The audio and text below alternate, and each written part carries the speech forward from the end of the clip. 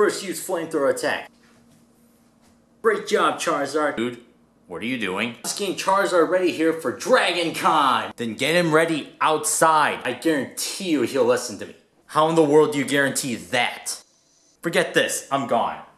Alright, Charizard, back to training. What's up, YouTube? Braxton Cosplay back here, and today I want to talk to you about Dragon Con.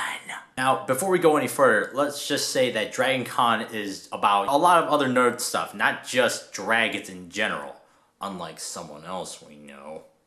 Dragon Con usually takes place around Labor Day weekend every year, and this year it takes place September 1st through the 4th in Atlanta, Georgia.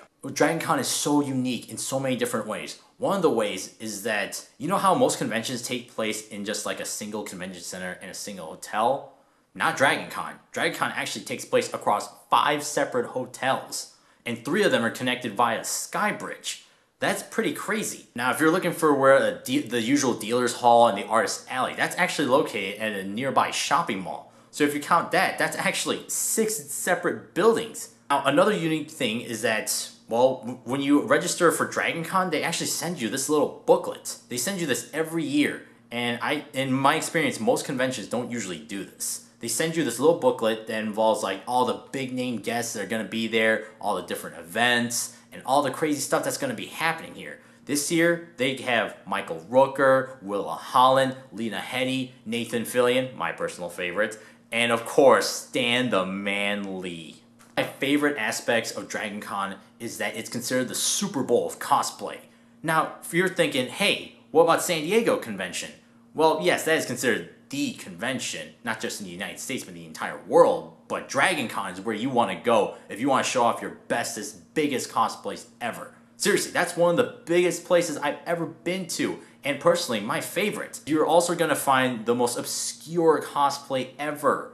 If you remember this one character from that one cartoon show from this random decade, you'll probably find it there. I guarantee you, if you go up to that cosplayer and tell them that, you're going to make their weekend. I guarantee you that. I'm going to show you an example of one of the most obscure cosplay you will ever find. This character showed up in one movie for about a few scenes in the beginning of the movie that came out in the 80s. Now, here, I'm going to time it. Let's see how long it takes you to figure this out. Alright, have you figured out who that was? That was Lao Shi from Indiana Jones and the Temple of Doom. Do you even remember this guy? This is the guy who poisoned Dr. Jones. But would you remember his name? Would you even remember his face, his character? Unlikely, not unless you're a huge Indiana Jones fan, which I am, by the way. Okay, for some of those who may have gotten Lao Shi, congrats to you. But let's see if you can get this cosplay group. I'll give you a few seconds to figure this one out.